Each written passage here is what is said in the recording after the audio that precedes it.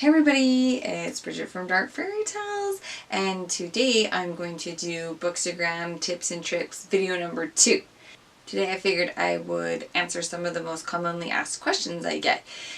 The questions I'm going to answer today are how to gain followers, how to find inspiration for photos / how to get out of a photo slump, and how to decide what to post. For the most part, these questions all sort of go together, but I will point out specific points for each question just so I can make sure that I get them answered correctly for everybody. So, starting out, how to gain followers. This is probably my most asked question on Bookstagram. First and foremost, I've said this before, but I'm not an expert. So what worked for me may not work for you. And that's okay because everybody's different. So take everything I say with a grain of salt and do what works for you. Yes, I have some advice, but it's not a know-all. So just FYI, what I say is not going to guarantee you a ton of followers. These first few tips I have for gaining followers are probably something that's pretty common knowledge and is something that I honestly think works over all social media sites. It's not just something that works for Bookstagram. So I think that these could help anyone trying to start any type of social media platform. So first and foremost, if you really want to be successful on something, you need to make a commitment. You actually have to try and to be committed to it, and it takes time. It doesn't happen overnight. You're not going to be an instant star. You're not instantly going to just gain thousands and thousands of followers. That just doesn't happen unless you're like 1 in a million people, which, hey, if that happens to you, awesome. For the rest of us, that does not happen. It takes patience. You need to make a commitment and you need to stick with it. Otherwise, if you're flimsy and you go in and out, up and down, it's going to be really hard for you to be successful in any kind of social media outlet. Second tip is to be active. Personally, I posted 3 to 4 times a day for a year and a half to be what I am now. So that is quite a bit. I'm not saying you have to post that much. It worked for me, but you don't have to post 4 times a day. Tons and tons and tons of accounts only post once a day. I would suggest at least once a day, because if you don't do at least once a day, the algorithm on Bookstagram can kill your account. So for Bookstagram, I would highly suggest at least posting once a day. If you can, more, because I do feel the more you post, the better it can be, just because it means more people can see your posts and more people would be able to discover you and to find you. So you don't have to do 4 times a day, though. It's kind of a lot, and I know that most people don't have time for that. I do think that 2 to 3 times is probably ideal. I just post as much as I do because I have the time and I enjoy it, and that's why I post that much, but most people do not. Most people only post 1 to 3 times a day. So that, I think, is where you want to fall in and to stay active. So, but try not to take breaks. If you take a break for a month or a week, your account will suffer. That is just how it is. It just seems that when you take breaks, less and less of your followers will see you and less people will discover your account. So stay active. Another way to gain followers is to use hashtags. Now, obviously you want to use the normal hashtags, Bookstagram, books. There's all sorts of anything bookish you can use as a hashtag to be discovered. But recently I was talking to Kristen from My Friends Are Fiction. She's one of my very best friends on Bookstagram and in life in general, actually. So if you don't follow her, make sure you do, because she's fantastic.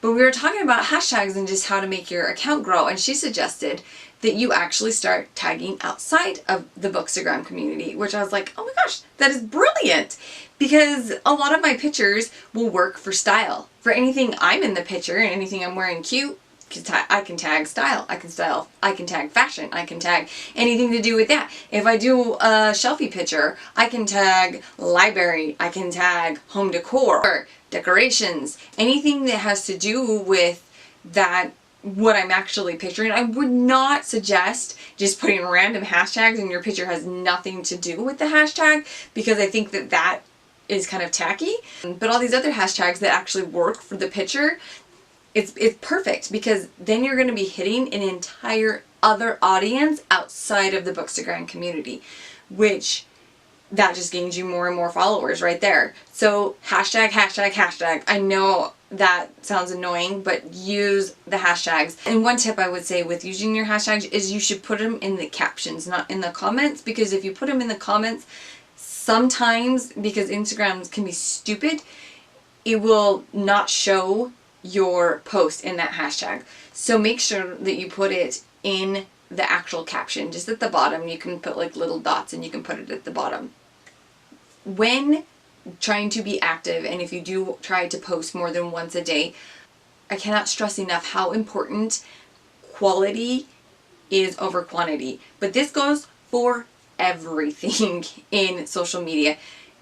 The more quality pictures you have is way better than having more pictures. The more quality followers you have is way better than having crappy followers that don't engage with you. So while it is fine to do giveaways and to do shout outs and things like that, you're not always gaining the most quality followers that way. And that's not going to really help you grow if you are just gaining ghost followers. One of the ways I feel that you can make sure that you are gaining quality followers is by interacting with your followers as much as possible. Leave meaningful comments, answer comments as much as you can. Engage in DMs if you can, in direct messages. DMs is direct messages. Engage with your followers. Engage with people that are looking at your pictures. By leaving meaningful comments on people's accounts, they're going to notice it, especially if you leave it on multiple pictures and you're trying to engage them. People will notice that and they may go see your account. I've done that many times. I'm like, oh, I've seen this person comment many times. I should go check them out. And I'll go check them out, and if I like the pictures, I'm like, follow. So I think that if you are truly wanting to gain interactive followers, meaningful comments is a big yes. Another tip is, if you can try to be unique and not exactly go with the flow of everybody else, it does help. When I first started Bookstagram, I discovered how much I loved doing stack pictures. So big old huge stacks of books. And there wasn't a lot of other people in the community doing it. So I started doing them all the time. And I think that was what really got me noticed by other people, was when I would post a stack picture. And I'm still known for my stack pictures. And I think that if you can find a niche, something different, like there's one girl, she has the cutest little ferrets on her pictures, and it's ferrets in every picture. And so I'm like, oh, it's the Book Ferrets account, like, you know? So if you can make your pictures unique and noticeable and different from somebody else's account, it will really help you to gain followers, and it will actually help you gain likes as well, because people will be like, oh, I know this account, I want to like this account, I'll go visit this account. So being unique is important, but you also need to do you. Don't try and fit yourself into a mold and try to be something that you're not. But my account does look cohesive, and I think it's partly because I always use the same filter and I have a certain sense of style. Now, that's such a hard way to explain to somebody how to have a style. But I do. I just have a certain style of picture that I think people are just like, oh, that's Bridget's picture. I can just tell because it just looks like a Bridget picture. Now, for you, you're going to have to figure out your own style. You're going to have to figure out for yourself what works for you. If you do want to do a theme, there are tons of accounts out there that have gorgeous themes. But I will caution you, do not let a theme put a cap on your creativity. Because I know so many people who will be like, oh, this won't fit my account. I want to try this, but it won't go with my account. It won't look good. Don't do that to yourself. Don't put yourself in a box and that you can't get out of, because you will get bored, and then you will start to not want to take pictures anymore, and you won't want to be active anymore. And that's just sad. So don't do that to yourself. Don't. If you get bored with something, don't be afraid to change. Don't be afraid to try something new and put a new filter, do a new prop, do whatever, a new setup, anything you want to do. And don't be afraid. And honestly, you put it on your account and it doesn't get a ton of likes and you loved the picture, it doesn't matter. keep trying. Keep doing what you love to do, because if you love your pictures, others are going to eventually love them too. That's like my biggest advice. You need to post pictures that you love. My final bit of advice when it comes to trying to gain followers is don't get discouraged.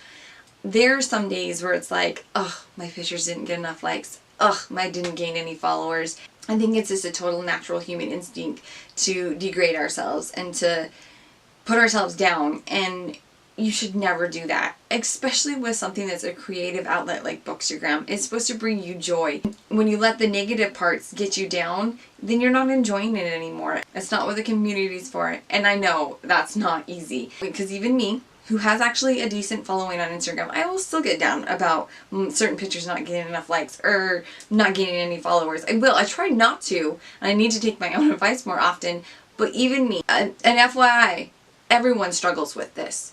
I do.